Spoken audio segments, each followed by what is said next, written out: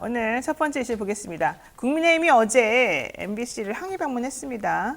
윤 대통령의 비속어 논란을 자막 조작 사건이라 이렇게 명명을 하면서 논란을 처음 보도한 MBC를 항의 방문해서 MBC가 확인이 안 된 사실을 단정적으로 보도한 경위를 밝혀야 된다. MBC는 사과해야 되고 박 사장은 사퇴해야 된다. 이렇게 지금 주장하고 있는데 사실 MBC가 뭐 첫 보도했다지만 이미 그전부터 많이 퍼져 있었고 다른 방송사도 1분도 안 돼서 1분 차이도 안 돼서 다 방송했습니다. 특히 여당이 그렇게 사랑하는 TV조선도 똑같은 방식으로 보도했다는 거. 자, 이 상황에서 여당에서는 MBC 민영화시켜야 된다. 그동안 꼴보기 싫었는데 민영화시켜야 되는 거 아니냐 이런 얘기 나오고 있습니다. MBC 민영화 주장 어떻게 보십니까? 이게 왜 나오는지 모르겠어요. 그러니까 갑자기 뜬금없지 않습니까? 예, 지금 그 언론개혁 이제 우리나라에서 사실 논의가 거의 별로 잘 안 되고 있긴 한데 유럽 쪽이나 이제 특히 뭐 프랑스나 이런 쪽에서는 최근에 얘기되는 것들이 그 민영 방송이라고 하더라도 공영성, 그다음에 이제 경영과 저기 보도의 분리를 좀 강화하는 쪽으로 가고 있거든요. 네. 그러니까 그런 식의 공정성을 강화하는 쪽으로 가고 있는데 지금 어쨌든 우리나라의 대표 뭐 공영방송이라고 하기 좀 애매하긴 하지만 어쨌든 공공방송 형태로 지금 운영되고 있는 MBC를 이런 이유로 민영화시켜서 이거를 하겠다는 거는 도대체 무슨 근거에서 어떤 생각이 나온 건지 좀 이해하기가 좀 어렵습니다. 그러니까 이게 민영화 일단 첫 번째 본인들의 그런 주장이나 행동이 옳은지도 모르겠고 옳다 하더라도 이것하고 민영화가 어떻게 연결되는지 잘 모르겠다. 이게 지금 생각인 것 같아요. 저는 알겠는데요. 알아요? 왜 그렇습니까? 예. 아니 일단 이 얘기를 꺼낸 게 이제 권성동 전 원내대표인데 이분도 그 대통령만큼이나 맑고 투명하신 분이에요. 그냥 속내를 그냥 바로바로 얘기해. 바로 얘기해. 이거 네. 뭐 보이스피싱이다. 대국민 보이스피싱이다. 뭐 이런 식의 그러니까요. 얘기를. 권성동 의원이 이 건에 대해서 대국민 보이스피싱이다 얘기를 하니까 그 다음날 대통령이 보이스피싱과 스토킹과의 전쟁을 선포하겠다 이런 얘기를 한단 말이죠.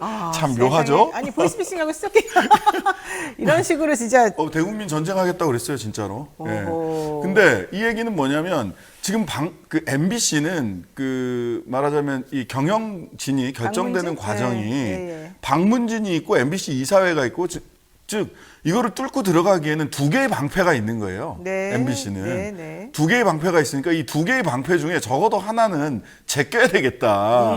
그래서 이사진을 민영화되면 이제 이사진의 구성에 공영성, 그때는 또 공영성 얘기를 막 할 겁니다. 네. 그러면서 공영성을 담보할 수 있도록 하기 위해서 뭐 국회 내지는 정부에서 이사 몇 명은 들어가야 된다. 또 이런 식으로 얘기할 거예요. 그래서 보통 뭐 그 방송사 같은 경우 가지고 있는 두 개의 방문진이 MBC 이사회를 사실은 이렇게 지배하는 구조로 돼 있단 말이죠. 네. 또 이사회, 또 외부에서도 또 들어오는 사람들이 있고 하니까 여기에서 두 개의 쉴드 중에 하나는 최소한 벗겨야 되겠다. 이 차제, MBC를 딱 찍어서 이야기하고 있는 이유가 다른 방송사가 아니라 두 개의 실드 중에 하나는 벗겨야 되겠다라는 게 이제 구조적인 문제고, 두 번째는 내년 2월 달에 현 박성재 사장의 임기가 끝납니다. 네네. 근데 내부에서는 연임이냐 아니면 새로운 사람이냐. 근데 새로운 사람을 정권의 코드에 맞춰서 인선해야 된다라고 생각하는 MBC 구성원은 네. 거의 없는 것으로 보여요. 네. 김세희 기자가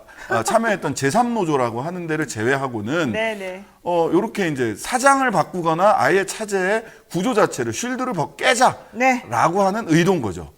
자, 여러분이 지금 민영화 관련해서 우리 신자식 변호사님 말씀해 주셨습니다만은 저는 이 기사를 오늘 여러분이 읽어보시기를 강추합니다. 미디어 오늘에서 오피니언이라고 하는 코너가 있는데요. 이명재 민주언론시민연합 정책위원이 쓴 기사인데 제목이 뭐냐면 TBS, YTN, 서울신문 사태가 던지는 우려입니다. 여러분 TBS 지금 서울시 의회에서 조례를 가지고서 TBS 현재 방향 틀리다. 그냥 지역 언론으로 남아라 이러면서 지금 공격하는 거 여러분 아시죠?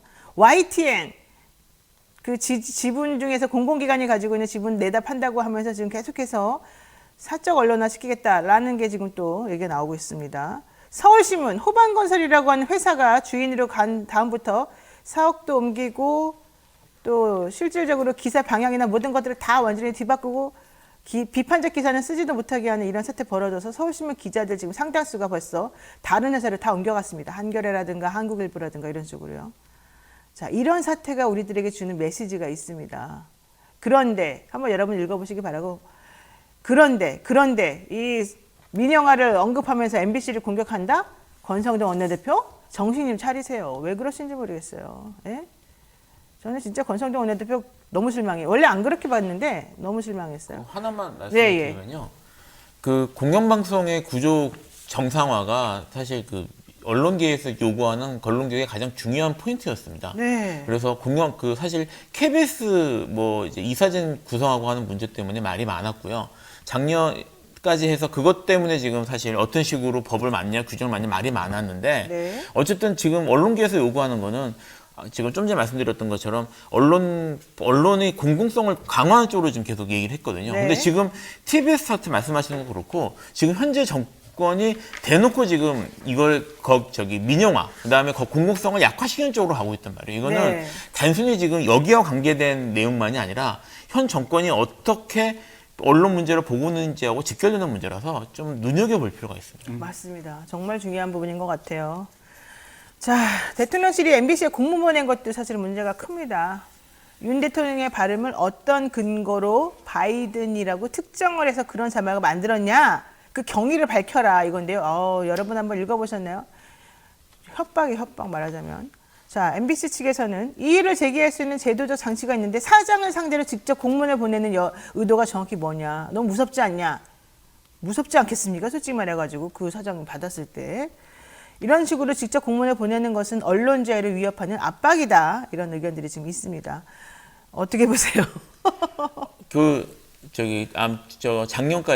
작년에서 올해 초까지 시끄러웠던 언론 개혁의 이제 생기는 아실 겁니다. 그리고 거기서 언론 개혁을 반대하는 쪽의 가장 중요한 논리 중에 하나가 뭐였냐면 봉쇄 소송 문제였어요. 네. 그러니까 권력자가 이거를 입을 틀어막기 위해서 소송을 제기한다거나 그런 권력적인 액션을 취하는 것 자체가 언론의 자유를 위축시킨다는 것이었고, 그래서 그 이유 때문에 권력과 관계된 사람들은 그 문제가 됐다면 배액배상, 그러니까 징벌적 손해배상이나 이런 것들의 절차를 할 수 없도록 아예 원천 봉쇄했음에도 불구하고 계속 이걸 문제 삼았거든요. 네, 일부러 그렇게 계속 문제 삼은 거죠. 사실 말도 안 되는 주장. 예, 그래서 이걸 다 차단하는 식으로 했음에도 불구하고 그것 때문에 결국은 여론이 안 좋아지고 안 됐던 건데요. 지금 이런 식으로 보내는 거는 봉쇄 소송 문제도 아니에요. 대통령실에서 네. 바로 이걸 보냈다는 직접 보낸 거는 언론을 말 그대로 찍어 누른 거거든요. 사실 여기에 대해서 제가 지금 이거는 좀 전에 말씀드렸던 민영화와 관계돼서 언론계에서도 되게 중요하게 생각했던 문제들이기 때문에 이 문제에 대해서 지금 바이든에 대한 바이든인지 난리면인지 어느 쪽인지 모르겠습니다만 이 문제와 별개로 네. 우리나라의 언론의 자유가 지금 얼마나 위협받고 있는지, 그리고 언론계에서 이걸 어떻게 봐야 되는지에 대한 중요한 문제로 봐야 됩니다. 그래요. 자, 어제 MBC 항의 방문했는데 국민의힘 의원들이 앞에 시민단체들이 와서 못 들어가게 막아줬다는 거예요. MBC 기자 나와, MBC 사장 나와, 막 이렇게 의원들이 소리쳤는데 그 투장을 또 개국분이라고 하는 것에서 했었습니다. 자, 그런데 국민의힘에서 또 얘기되고 있는 것 중에 하나가 이겁니다. 민주당 의원의 비서관이 처음으로 인터넷에 이 비속어 관련 글을 올렸다. 이것만 보더라도 MBC하고 민주당의 정원 유착이 확인되는 거 아니냐, 이제 이런 얘기를 했더니 그 보좌관, MBC에 나온 그 비서관이 말했습니다. 아니, 김건희에서 팬카페에 대통령 일정은 먼저 버젓이 올라가는 그런 거는 얘기를 안 하고 무슨 소리냐, 모두에게 다 알려져 있는 찌라시를 얘기한 건데, 여러분 어떻게 생각하십니까? 이런 반응에 대해서는. 신자씨 선생님 어떻게 생각하세요? MBC와 소위 정원유착은, 검언유착, 정원유착은 말하자면 오래된 역사가 있잖아요. 네. MBC와 민주당이 유착했다라는 게. 네. 소위 검언유착 사건, 한동훈 법무부 장관과 채널A 기자 간에 그거 있지 않습니까? 그걸 성공시켰더니 이렇게 나온 거야, 사실은. 그때부터 이제 짰던 프레임이고, 그 다음에 세월호, 광우병까지 거슬러 올라가서 MBC를 가만히 두면 안 되겠다. 그렇죠. 이런 생각이 의견이 다르거나 또는 언론 보도에 공정성과 객관성이 떨어진 보도가 있다면 언론중재위원회도 있고요. 민사소송도 있어요. 근데 형사로 겁박하기 시작하는 거잖아요. 그러면서 하나의 실마리를 잡은 게 소위 이동주 의원실 보좌관이고 오마이뉴스 출신이죠. 네. 오마이뉴스 기자 출신인데. 기자 출신이라고. 예, 예.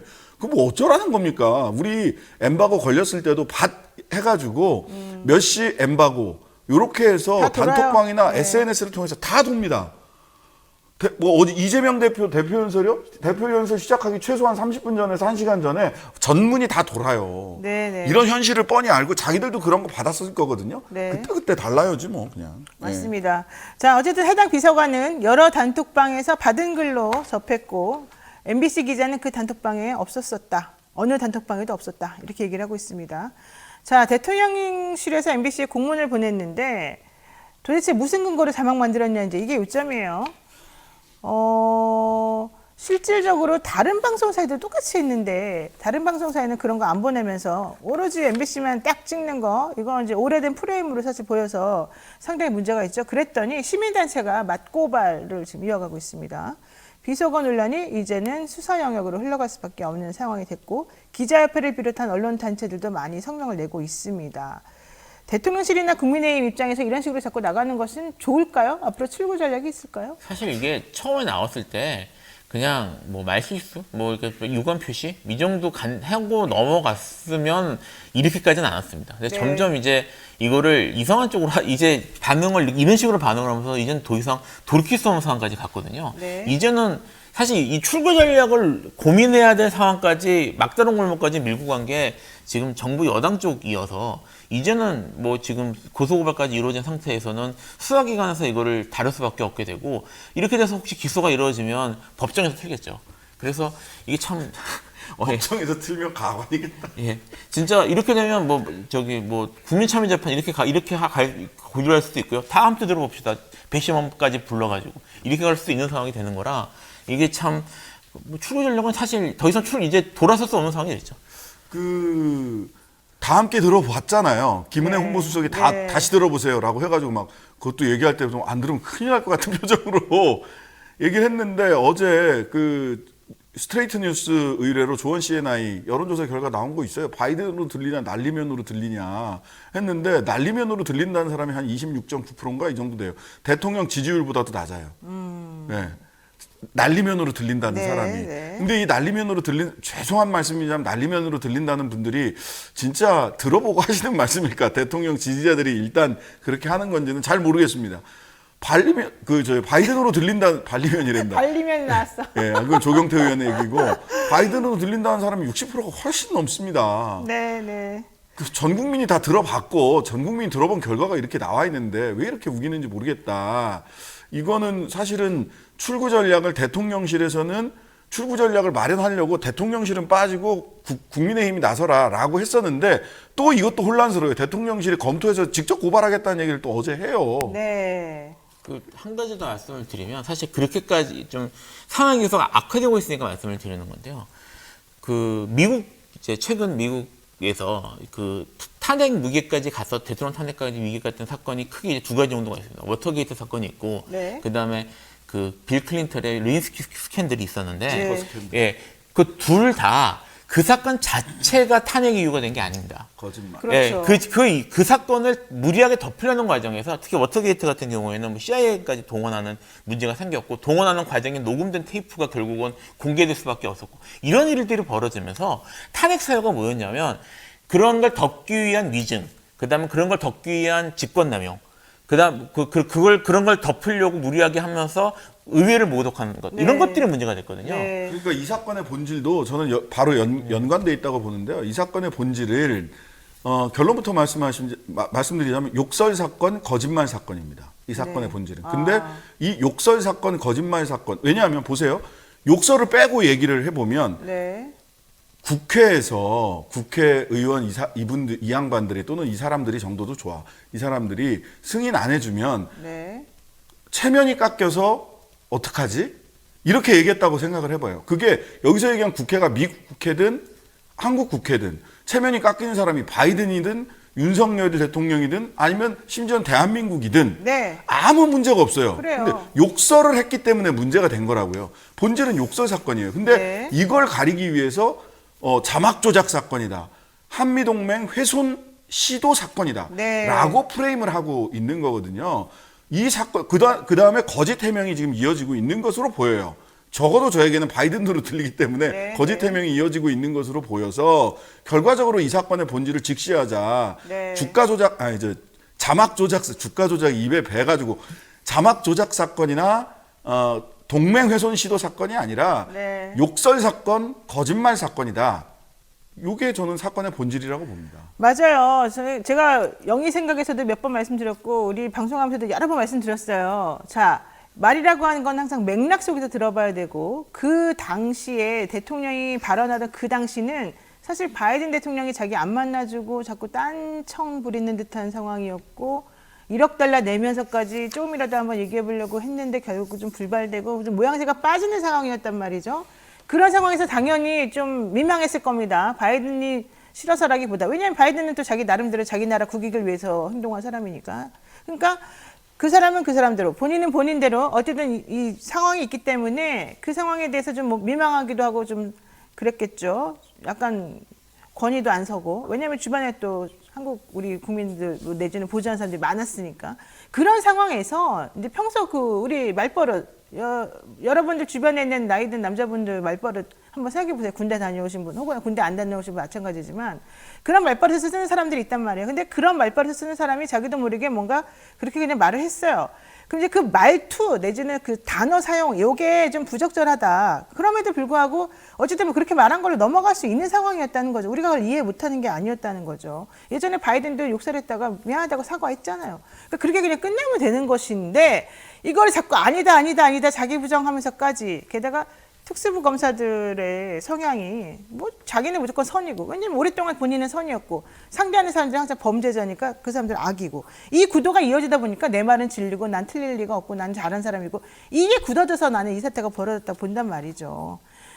그러니까 이게 좀 출구 전략이 좀 없어지고 있는 상황이라는 거예요. 자, 안 그러면 좋겠습니다. 자, 그런데 또 하나 박진 외교부 장관에 대한 해임 건의안 민주당에서 어제 냈지 않습니까? 국민의힘에서는 이건 다수당의 횡포다라고 얘기했는데요. 뭐 같은 소리 하고 있네.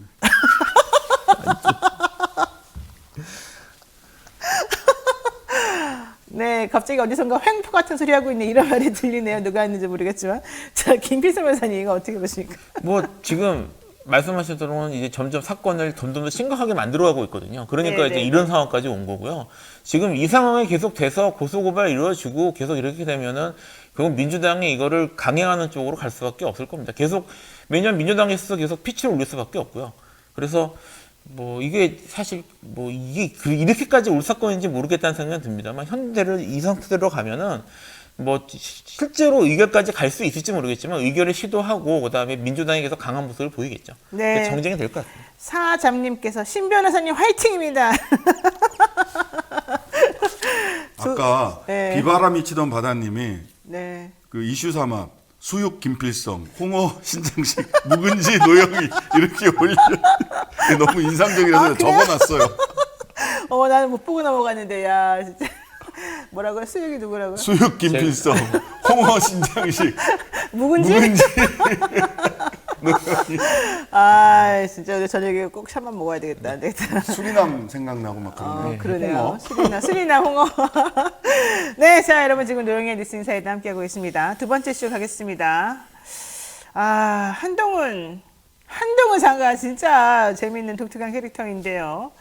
어제 법원에서 한동훈 얘기도 하고 이제 이준석 가처분 얘기 있었기 때문에 그 얘기도 한번 이번 두 번째 이슈에서 다뤄보도록 하겠습니다. 우선 첫 번째, 어제 법원에서 이준석 전 국민의힘 대표가 정진석 비대위 효력 정지해달라면서 신청한 가처분 신문길이 있었습니다. 자, 어떤 결정을 내릴지 수육님께서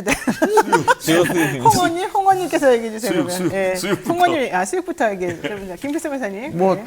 여전히 이준석 대표가 유리한 상황이라고는 보는데요. 지난번하고 좀 다르게 어쨌든 규정이나 이런 것들을 뭐 절차를 지키고 뭐 어쨌든 바뀌고 형식적으로 절차를 지켰기 때문에 지난번보다는 조금 더 좀 이제 좀 봐야 될 상황일 것 같긴 합니다. 근데 이제 그 뉴스에 방송된 뭐 뉴스에 보도된 대로에 따르면 현재 지금 뭐 어제 가처분 신문길 분위기나 아니면 질문 내용이나 이런 것들이 여전히 이준석 대표한테 좀 더 유리한 쪽이었던 것 같아요. 전조위원에게 비상 상황 최고위원회에서 사퇴해놓고 다시 여기 현재 좀 들어갔잖아요. 그래서 며칠 사이에 중대한 상황이 발생했다가 사라진 이유가 뭐냐 이런 식으로 물었다고 해요. 네. 예, 뭐 그런 식의 내용들을 그런 것들을 물고 관심을 가졌다는 것 자체가 현재 지금 위상 상황이 이준석 대표가 얘기하는 것처럼 의도된 거 아니냐, 만들어낸 거 아니냐라는 식의 생각을 갖고 있다는 것이어서 네. 그거 좀 약간 봐야 될 것 같습니다. 자, 그런데 어제 저녁에 당 윤리위원회에서 사실은 추가 징계 이준석 대표에 대해서 할까 말까 그랬는데 결국은 10월 6일에 넘어갔잖아요. 네. 저는 이 사태를 보면서 야, 이준석은 진짜 운도 좋고 불사신이다. 게다가 국민의힘이 엑스맨이 진짜 많구나. 이준석을 도와주는 거 아니냐. 대통령이 특히 그 당사자 대통령이 아니냐. 도와주셨어요. 그러니까 그쵸? 예. 말하자면 추가 징계를 해서 당원권을 당원에서 제명시킴으로 인해서 신청인 자격을 없애려고. 신청인 자격을 없애려고 했단 말이죠. 그래서 이 소송 자체를 불성립시키려고 했던 것으로 그런 의도가 있었던 걸로 보이고 징계 개시의 사유, 징계가 다시 추가 징계 개시의 사유로 들었던 게 말, 양두구육, 신군부 요 발언이었고 그랬는데.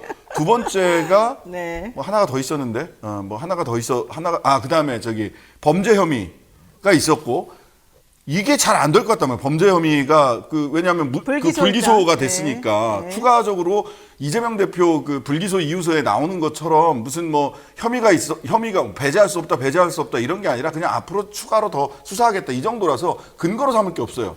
그러니까 막판에 가처분 자꾸 내는 거를 추가 사유로 징계 사유로 하겠다. 이랬단 말이에요. 그러면 헌법 제11조에 재판 청구권을 근본적으로 부정하는 거고. 그렇죠. 이거 말이 안 된단 말이죠. 그러니까 자기들도 말이 안 된다고 생각을 했어. 그럼 이제 말로 징계하는 수밖에 없었는데 대통령이 도와줬다는 게 대통령이 그래서 이 XX. 욕설을 했잖아요. 네. 근데 욕설을 본인은 했으면 부인하고 있어요. 기억이 안 난다 그러고 있어요. 뭐 기억이 안 날 뿐인데 국민들은 다 들었잖아요. 네. 국민들이 다 들었단 말이죠. 그러면 말로 징계를 하려고 한다고 하면 당장 그럼 대통령은요? 대통령도 국민의힘 당원이잖아요. 라는 반문에 직면할 수밖에 없어요. 그러다 보니까 어제 또 망회 소득을 얻은 분이 누구냐면 누구지? 경찰 출신 권은희 의원이에요. 네. 이 양반도 경찰국 관련해서 말 잘못하고 당론을 어겼다라고 하는 것 때문에 징계에 올라갔는데 네. 그냥 주의. 위원장의 주의 이렇게 됐단 말이죠. 그러니까 진짜 이준석 대표는 지금으로서는 굉장히 여러모로 운이 있다. 특히 대통령이 도와주신다. 사실 운이죠. 지금 네, 저기 정말 운이에요. 왜냐면 이게 지금 사실 이제 지금 잘 나고 결과가 좋은 쪽이 이준석 대표인 것처럼 보이는데 사실 이준석 대표가 특별히 잘해서라기보다는 그러니까요. 지금 그저 공격하는 쪽에서 굳이 그렇게 할 필요가 없는데 막 그렇게까지 네. 무리하게 해서 그렇게까지 이거를 할 필요가 있을까 싶은 일들이 계속 하거든요. 네. 그래서 지금 사실 이준석 대표 쪽에서 명분을 얻고 가고 있는 거죠. 맞습니다. 자, 이 와중에 습다또님께서 노영이 사이다, 신장식은 콜라, 김필성은 소맥이다. 김 변호사님 굉장히 좋아하시는 분들이 많다는데요. 그러니까요. 저 소맥 좋아합니다. 자, 어쨌든 이준석은 파이팅이다. 이게 요점인 것 같고요. 어제 저녁에 지금 저녁이 아니죠. 한동훈 장관 얘기를 안 할 수가 없습니다. 이 와중에 한동훈 장관. 헌법재판소에서 일명 검수완박법 혹은 검찰 수사권 폐지 관련된 권한쟁의 심판이 이제 열렸습니다. 사실 저는 이걸 헌재를 끌고 간 것도 좀 특이했는데 한동훈 장관 직접 출석해서 5시간 동안 경론을 벌였다고 합니다. 자, 한동훈 장관의 출석과 인터뷰 이거 어떻게 보셨습니까? 장관이 직접 나오는 거 처음 봤어요. 제가 헌재 공개 변론을 해봤거든요. 네. 정당법 정치자금법 관련해서 정당의 후원회를 둘 수 없는 건 이건 문제다라고 해서 그때 이겼어요. 네, 이겨갖고 정당 후원회가 지금 있잖아요. 네네네. 근데 선관위를 국가를 상대로 해서 이렇게 하는 거였는데, 근데 선관위 사무총장 정도가 나오면 제일 높은 급에서 나온 거예요. 네. 담당 과장이나 국장이 나오기도 하고요, 공개 변론에. 네. 근데 장관이 직접 출석을 했어. 그것도 참 특이한데. 한동훈 장관에 대해서 이런저런 평가는 있지만 법 기술이 좋다 이런 얘기는 많이 했단 말이에요. 근데 한동훈 장관이 그때 5페이지짜리인가 5페이지인가 7페이지짜리를 가지고 변론을 했는데 그 주요 내용 원문을 다 보지는 못했지만 주요 내용 언론에 나온 걸 보면 기술이 없다. 저는 거기에 법리적 주장을 못 찾겠어요. 몇 가지 주장을 했는데 핵심 주장이 뭐냐면 핵심 주장이 뭐였냐면 정권 교체를 앞두고 일부 정치인들이 범죄 수사를 회피하기 위해 잘못된 의도로 만들어져서 위헌이다. 이 법이? 예. 어허. 이런 위헌 주장 보셨어요? 처음 들어봤는데 정치적인 주장 아닙니까? 이건 정치적 주장이에요. 네. 박홍근 민주당 원내대표는 검찰로부터의 수사권 분리를 주장하며 반드시 문재인 전 대통령과 이재명 상임고문을 지켜내겠다고 공언하는 바 그런 내심의 그런 의사가 있었기 때문에 네. 심지어는 겉으로 드러낸 의사가 있었기 때문에 위헌이다. 그다음에 그게 위헌의 이유라고요? 예. 그다음에 회기 쪼개기를 했기 때문에 위헌이다. 민형배 의원이 위장 탈당을 했기 때문에 위헌이다. 이런 등등이 절차상의 위반이기 때문에 위헌이다. 이렇게 얘기를 해요. 네. 변호사분 두 분이 들었을 때 이 주장이 네. 법리적 주장입니까? 어떻게 생각하십니까? 이거는 김필수 변호사님. 네. 뭐 기존의 판례나 이런 입장에 비춰볼 때 그리고 법리적으로 애초에 앞부분에 말씀하신 건 법리적 정도 아니고요. 네. 뭐 절차적 위반 이런 것들도 사실 헌재 결정례나 아니면 뭐 대법원 정치적으로 할 수 있는 대법원 행위라고 했어요.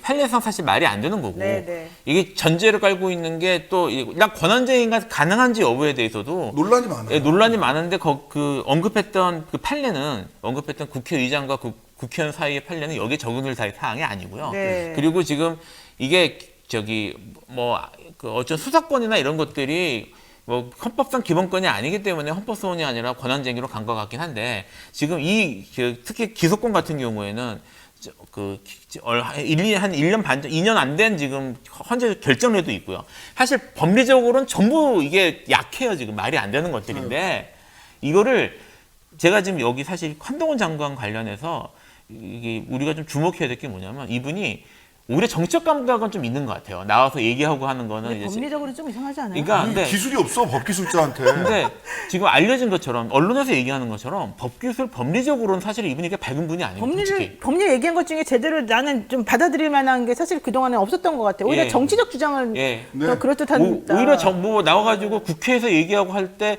그것도 법리적으로 얘기를 잘하는 게 아니라 정치적으로 잘 넘기는 그런 모습들은 보였어요. 정치적 감각이 있구나. 본질을 훼손하고. 예. 그래서 네. 이거 같은 경우에도 지금 사실 지금 언론에서 얘기하는 것처럼 팽팽하다거나 사실은 법리적으로는 그렇지 않습니다. 절대 그렇지 않아요. 네버 절대로 법기술자라고 맨날 얘기했는데 기술이 안 보이고요. 오히려 저 얘기를 들으면서 이 양반이 저는 그 언론 보도 나오기 전에 내년 총선이 아니라 이번에 나오려고 그러나? 전당대 차출설. 그러니까 오늘 보니까 이제 전당대 네. 차출설 나왔던데 이거는 소위 그 서초동이나 또는 헌재가 지금 삼청동에 있죠? 삼청동 가회동인가? 하여튼간에 그 동네 경복궁역 근처 네. 그쪽을 고려한 주장이 아니라 여의도를 고려한 주장이구나라는 생각밖에 안 들더라고요. 조기 출마하려나? 하는 생각이 들어요. 그러니까요. 사실 한동훈 장관이 정치할 거다라는 얘기는 뭐 윤석열 대통령이 대선 후보 나올 때부터도 계속해서 나오던 얘기긴 했습니다만은 어쨌든 공식화된 적은 없었는데 어제 중앙일보 안철수 의원하고 인터뷰하면서 그 얘기가 나왔었어요. 근데 안철수 의원이 이제 부정적인 입장을 당연히 표명했습니다. 그런데 이제는 아예 당대표 추대세까지 지금 나오고 있는 상황이라서 저는 이거 브라보. 매우 부적절. 뭐라고요? 나오라고. 나오라고? 근데 이거 내가 보기에는 국민의힘 이거 나오는 순간 아주 그냥 분열을 거듭할 것 같은데 핵 분열할 수 있을 것 같은데 이게 좋은 생각일까요? 저는 아닐 것 같은데. 브라보. 브라보요? 저는 좋은 좋아요? 생각이라고 생각합니다. 나오세요. 컴온. 바깥에서 그러지 말고 여의도 무대로 차라리 링 위로 올라와라. 링 위로 올라오세요. 링 위로 올라오세요. 정치가 아하. 어떤 것인지 네. 맵고 뜨거운 맛을 보시게 될 겁니다. 근데 내가 컴온. 봤을 때 윤석열 대통령이 이걸 원할지도 몰라요. 지금 본인이 보기에는 가장 대응을 잘하는 사람이 한동훈이라고 아이, 생각하는 그럼. 것 같거든요. 네. 이게 사실 지금 몇 가지 사실 심각한 문제를 들여다내는 건데요. 네. 기본적으로 우리가 윤핵관이라고 이제 이름을 붙여진 정치인들이 있잖아요. 이 정치인들로 만족하지 못한다는 얘기거든요. 네, 그렇죠. 그래서 새로운 인물을 정치하고 전혀 상관없던 인물을 끌어들여 가지고 당 대표를 시키겠다는 건데. 컴온. 예, 그게 제가 지금 그 국민의힘 내 내부 정치인 입장에서는 진짜 말도 안 되는 소리인 거고, 이제까지 정치했던 우리는 뭐고, 지금 얼마나 많은 사람들이 무리한 주장까지 해가면서 지금 대통령하고 이렇게 코드를 맞추기 위해 노력을 하는데. 아니 날리면을 주장을 했던 김은혜는 지금 언론 앞에 서지도 못하잖아 일주일째. 그런데 이거를 이런 식으로 안 치면 일단 기존에 여의도에 있는 그 국민의힘 이쪽 기존 조직들은 전부 좌절할 수밖에 없는 상황이고요. 네. 그리고 제가 말씀드렸던 것처럼 한동훈 장관이 정말 뭐 정치적 관계 뛰어날 수는 있어요. 하지만 이 사람이 지금 이게 정치 입문하자마자 지금 나와가지고 바로 의원이 될 수 있는 것도 아닌데 하자마자 바로 당대표로 추대된다는 거는 이런 얘기가 나온다는 것 자체가 지금 국민의힘이 심각한 문제라는 얘기입니다. 그러니까 들어오라고요. 들어와. 컴온. 우리 신재심 선생도 나가시죠. 같이 한번 그 무대 가서 한번 얘기해 보시죠. 제가 보기엔 잘하실 것 같은데. 링 위로 올라오세요. 아니 근데 보니까 이게 한동훈 장관을 옛날부터 이준석 대표 몰아내려고 한다고 얘기 나왔을 때부터 이준석 대표를 몰아내는 대신에 그 자리에 누군가를 집어넣으려고 하는 거다. 이 얘기 계속 있었잖아요. 그 인물이 도대체 누구냐 계속 그랬는데 지금 생각해 보면 한동훈 장관을 그 퀴즈로 생각한 거 아닐까라는 의심이 좀 들어요. 네, 뭐 법무부 장관도 뭐 잘해야 중앙지검장이다 이렇게 얘기를 했는데 법무부 장관으로 막 갔잖아요. 그렇죠, 그렇죠. 윤 대통령 머릿속에는 그런 구상 내지는 믿을 놈이 애밖에 없어 이렇게 생각하고 있을 수 있어요. 한동훈 장관이 국회 나와가지고 그 체리 따봉 왔던 그 시점을 네. 보세요. 우리 당도 잘하고 있어. 우리 당 요즘 참 잘하네요. 내부총질 당대표가 물러나고 나니까 잘하네요. 그 시점이 한동훈 장관이 국회에 나가서 답변하고 하루인가 이틀 뒤인가 그래요. 네. 그러니까 우리 당도 잘하네요가 누구를 지칭한 건지도 여러 가지 해석이 있지 않습니까? 그렇습니다. 저는 들어와라. 링 위로 올라와라. 자, 이사님께서 댓글로 나오시려면 비번 까고 나오십시오 이렇게 얘기하셨는데 제가 보기에는 조만간 등판하실 예정이신 것 같기도 하고 기존에는 한동훈 법무부 장관은 배현진 의원 지역구로 내보낸다 이런 얘기도 있었단 말이에요. 그럼 의문의 일패입니까 배현진 의원은? 배현진 의원, 그건 배현진의 의문의 일패가 아니라 배현진 의원 얘기는 진짜 배현진의 청천벽력 아닙니까? 팽 당하는 거죠 말 그대로. 지금 배현진 의원도 무리한 주장을 하면서 지금 하고 있는데 네. 그 배현진 의원이 거기서 당선되기 위해서 뭐 얼마나 노력을 했는지 그 동네에서 유명하거든요. 아, 그래요? 예, 거기서 이제 당선되기 위해서 뭐 아파트 단지를 어떻게 인사하고 다니고 정말 애 많이 썼다고 인사는 들었는데 했는데 그 다음에 성과가 없잖아요. 뭐 특별히 한 게 있어요? 뭐 어쨌든 됐으니까요. 네. 거기 노인 전문 치료병원 들어온 거 막았다라고 현수막 걸고 그랬잖아요. 아, 어머.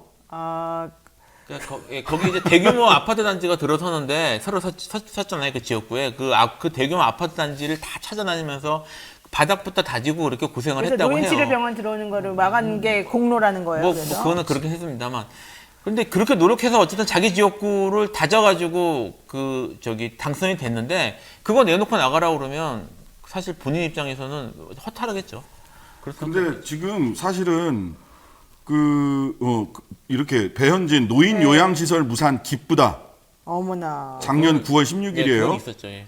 진중권 척척 석사님께서도 징그러운 인간이라고 비판할 정도입니다. 누구를? 그 배현진에 대해서 배현진을 징그러운 인간이라고? 예, 노인 요양시설 무산 기쁘다.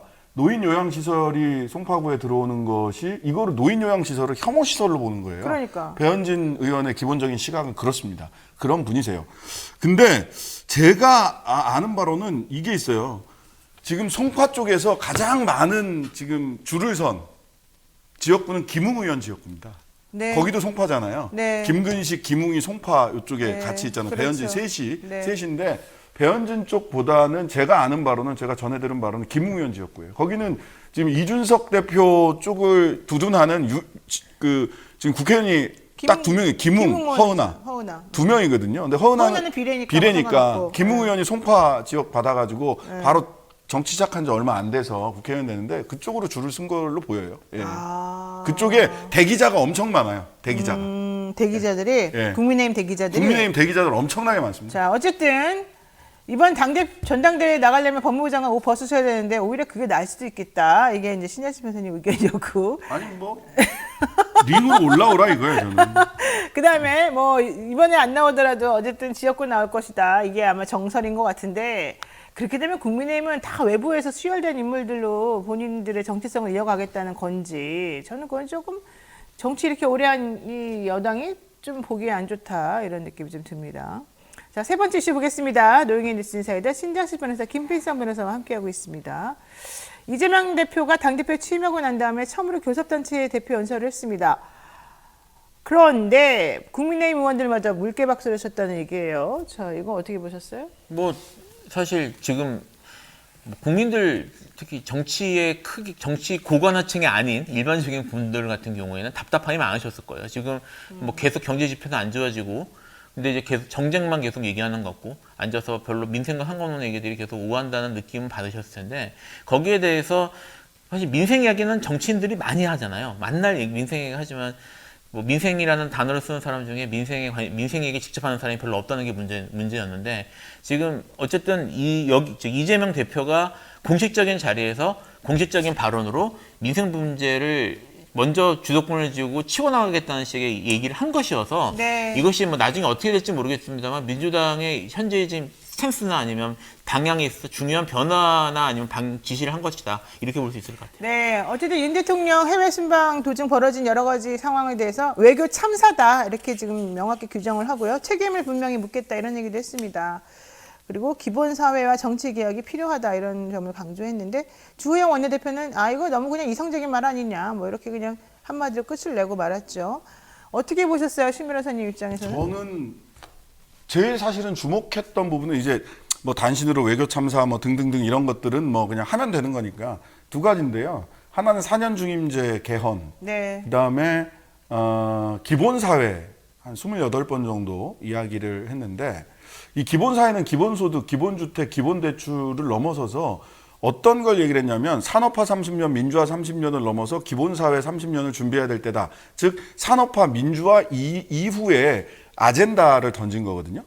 산업화, 민주화 이후에 이게 뭐 세계화다 또는 선진화다 이런 아젠다를 그전에도 보수 쪽에서는 던졌어요. 네. 그런데 사실은 진보개혁 진영에서 산업화 민주화 이후에 한 세대를 관통할 만한 아젠다를 던져서 국민들에게 회자된 적이 있는가를 고려를 한다면 이재명 대표는 현재로서는 어쨌든 다음 대선 그리고 향후 30년을 향해서 기본사회를 얘기를 했는데 기본사회의 핵심 개념을 뭐라고 봤냐면 자녀적 복지, 그러니까 약한 사람, 잘 가다가 이 궤도에서 떨어진 사람들을 밑에서 세이프티넷으로 받쳐주는, 그러니까 떨어져 죽지만은 않게 하는 그런 자녀적 복지가 밑에 아니라 그물망 이런 거 말고. 그물망.